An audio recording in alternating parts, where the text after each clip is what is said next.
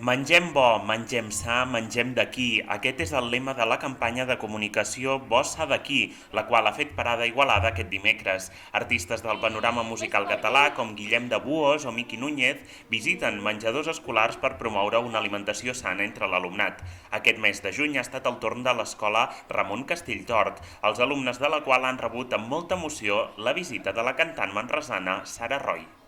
Una passada, estic molt contenta. I a més poder xerrar amb ells, que em fessin preguntes i cantar-los unes cançons, increïble. Quan passaven pocs minuts de la 1 del migdia, Roy arribava al centre on ha estat rebuda per les autoritats locals com l'alcalde Marc Castells i també pels responsables de l'escola noienca.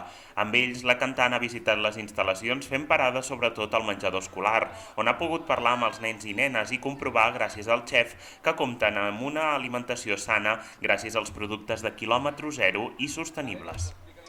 Sobretot esforç dels pares i les mares, que ja fa molts anys van engegar aquest projecte i van confiar en una escola que tingués cuina pròpia, en què el menjar es cuinés cada dia, com a casa, i a sobre doncs, amb un esforç extra per fer una cuina de qualitat, ecològica, amb productes de proximitat. La comunicació és directa amb les famílies, que reben cada mes doncs, el menú mensual.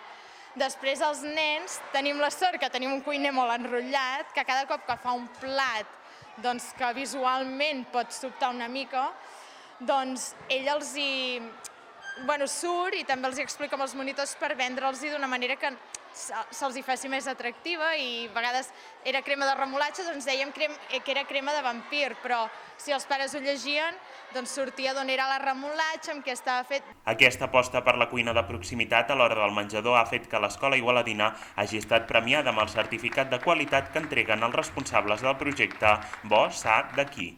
Perquè les escoles s'hi han abocat en massa i, de fet, jo crec que encara hi ha possibilitat, fins i tot espero que hi hagi, de poder-s'hi apuntar, de poder viure i disfrutar d'un dia com el que hem gaudit avui aquí en aquesta escola.